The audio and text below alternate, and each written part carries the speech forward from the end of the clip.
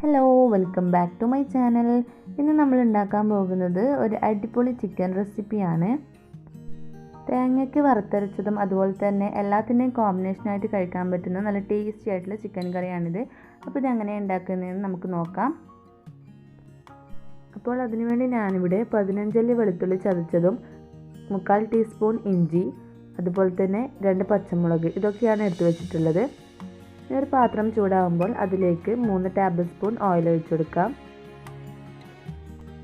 Oil നന്നായി ചൂടായി വരുമ്പോൾ നമ്മൾ എടുത്തു വെച്ചിട്ടുള്ള ഇഞ്ചി, പച്ചമുളക്, വെളുത്തുള്ളി ഇതൊക്കെ ഇട്ടൊന്ന് വഴറ്റി കൊടുക്കാം. നന്നായി വഴണ്ടി വന്നതിന് ശേഷം ഞാനിവിടെ 3 മീഡിയം സൈസ് സവാള കട്ട് ചെയ്ത് വെച്ചിട്ടുണ്ട്, അതും കൂടി ഇട്ട് കൊടുക്കാം.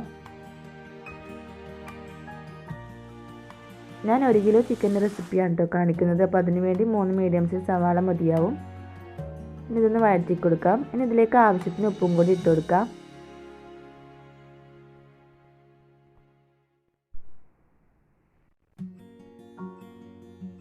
ഒരു തണ്ട് കറിവേപ്പിലയും കൂടി ഇട്ട് കൊടുത്തിട്ടുണ്ട്.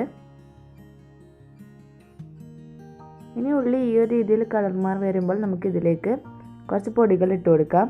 ആ ഒരു ടൈം ഫ്ലെയിം ലോയിൽ വെക്കാൻ ശ്രദ്ധിക്കണം. ഇനി ഇതിലേക്ക് 2 ടേബിൾ സ്പൂൺ മല്ലിപ്പൊടി, 1/4 ടേബിൾ സ്പൂൺ മുളക് പൊടി,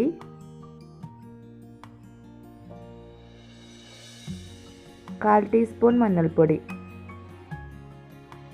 ഇതൊക്കെ ഇട്ടൊന്ന് വഴറ്റി കൊടുക്കാം. പൊടികളുടെ പച്ചമണം മാറി വരുമ്പോൾ നമുക്കിതിലേക്ക് കഴുകി വൃത്തിയാക്കി വെച്ചിട്ടുള്ള ചിക്കൻ ആഡ് ചെയ്ത് കൊടുക്കാം.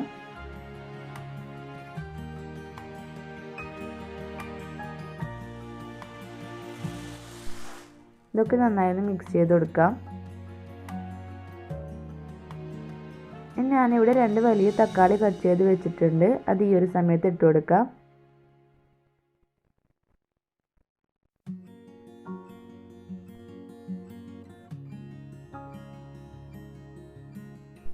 നമുക്കിത് അടച്ചു വെച്ച് ചിക്കൻ വേവിച്ചെടുക്കണം. അതിന് മുമ്പായിട്ട് 1/4 ടീസ്പൂൺ കുരുമുളക് പൊടി, 3/4 ടേബിൾ സ്പൂൺ ചിക്കൻ പൗഡർ, അതുപോലെ തന്നെ 1/4 ടീസ്പൂൺ ഗരം മസാല ഇതൊക്കെ ഇട്ടൊന്ന് മിക്സ് ചെയ്ത് കൊടുക്കണം. നന്നായി മിക്സ് ആയതിനു ശേഷം നമുക്കിതൊന്ന് അടച്ചു വെച്ച് കുക്ക് ചെയ്യാം. ഇതിലേക്ക് ഒട്ടും വെള്ളം ഒഴിക്കേണ്ട ആവശ്യമില്ല. ആ ടൈം കൊണ്ട് നമുക്ക് ഇതിലേക്ക് തേങ്ങ വറുത്തെടുക്കേണ്ട ആവശ്യമുണ്ട്, അതൊന്ന് ചെയ്യാം. അതിനുവേണ്ടി ഒരു പാൻ ചൂടായതിനു ശേഷം അതിലേക്ക് 1 ടീസ്പൂൺ ഓയിൽ ഒഴിച്ചു കൊടുത്തിട്ടുണ്ട്. ഒരു തണ്ട് കറിവേപ്പിലയും കൂടി ഇട്ട് കൊടുക്കാം. ഇനി 4 ടേബിൾ സ്പൂൺ തേങ്ങ ചിരവിയതും കൂടി ഇട്ട് കൊടുക്കാം. ഇതിനി കളർ മാറുന്നത് വരെ ഒന്ന് വഴറ്റിയെടുക്കണം. ഇനി തേങ്ങ ഈ ഒരു രീതിയിൽ കളർ ചേഞ്ചായി വരുമ്പോൾ നമുക്ക് ഫ്ലെയിം ഓഫ് ചെയ്യാം. അപ്പോഴേക്കും നമ്മുടെ ചിക്കൻ ഇവിടെ ഹാഫ് കുക്കായി വന്നിട്ടുണ്ട്. ഇതൊന്ന് ഓപ്പൺ ചെയ്ത് നോക്കാം. ചിക്കനിലേക്ക് നന്നായി ചിക്കൻ്റെ വെള്ളം തന്നെ ഇറങ്ങി വന്നിട്ടുണ്ട്. നമ്മളിതിലേക്ക് ഒട്ടും തന്നെ വെള്ളമൊന്നും ഒഴിച്ചിട്ടുണ്ടായിട്ടില്ല. പക്ഷെ ഇത് നന്നായിട്ട് ഇതിലേക്ക് വെള്ളം വന്നിട്ടുണ്ട്. ഇതിപ്പം പകുതി കുക്കായിട്ടേ ഉള്ളൂ. ഇനി ഇത് നമ്മൾ ഫുള്ളായി കുക്ക് ചെയ്യുന്നത് എങ്ങനെയാണെന്ന് വെച്ചാൽ തേങ്ങാപ്പാൽ ഒഴിച്ചു കൊടുത്തിട്ടാണ് കുക്ക് ചെയ്യുന്നത്. വെള്ളം ഇതിലേക്ക് ഒട്ടും തന്നെ ഉപയോഗിക്കുന്നില്ല ഈ ഒരു കറിയിലേക്ക്. അപ്പോൾ നമ്മൾ എത്രത്തോളം നമുക്ക് ഇതിൻ്റെ ലൂസായിട്ട് വേണം അത്രത്തോളം നമുക്കിനി തേങ്ങാപ്പാലാണ് ഒഴിച്ചു കൊടുക്കേണ്ടത്. തേങ്ങയുടെ 1/4 പാല് ഞാനിവിടെ 1 ഗ്ലാസ്സാണ് ഒഴിച്ചു കൊടുത്തിട്ടുള്ളത്. ഇതൊന്ന് മിക്സ് ചെയ്ത് കൊടുക്കാം. ഇനി ഈ തേങ്ങാപ്പാലൊക്കെ ഇടുന്നിട്ടാണ് ഈ ചിക്കൻ ഫുള്ളായിട്ട് കുക്ക് ചെയ്യേണ്ടത്.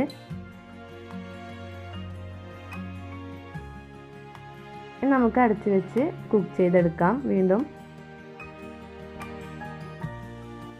അപ്പോഴേക്കും നമ്മൾ നേരത്തെ റെഡിയാക്കി വെച്ചിട്ടുള്ള തേങ്ങ നമുക്കൊരു ജാറിലിട്ട് ഒന്ന് ഇതുപോലെ പൊടിയാക്കി എടുക്കണം. ഒട്ടും വെള്ളം ചേർക്കാതെയാണ് ഇങ്ങനെ ചെയ്തിട്ടുള്ളത്. അപ്പോൾ നമ്മുടെ ചിക്കനൊക്കെ ഇവിടെ നന്നായി കുക്കായി വന്നിട്ടുണ്ട്. നമ്മൾ കറി ഇവിടെ റെഡി ആയിട്ടുണ്ട്. ഇനി ഫ്ലെയിം ഓഫ് ചെയ്യുന്നതിന് മുമ്പായിട്ട് നമ്മൾ പൊടിച്ച് വെച്ചിട്ടുള്ള തേങ്ങ ഇതിലേക്ക് ഇട്ട് കൊടുത്തിട്ട് ഒന്ന് മിക്സ് ചെയ്ത് കൊടുക്കാം. അപ്പോൾ കുറച്ചും കൂടി കറി ഒന്ന് തിക്കായി വരും.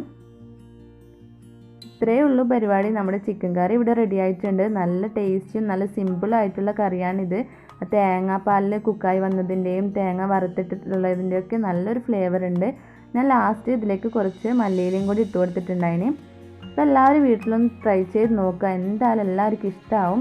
എൻ്റെ ചാനൽ സബ്സ്ക്രൈബ് ചെയ്യാതെ കാണുന്നവരാണെങ്കിൽ പ്ലീസ് ഒന്ന് സബ്സ്ക്രൈബ് ചെയ്യണേ. അതുപോലെ തന്നെ ഇഷ്ടമായാൽ ലൈക്ക് ചെയ്യുക. Thank you for watching.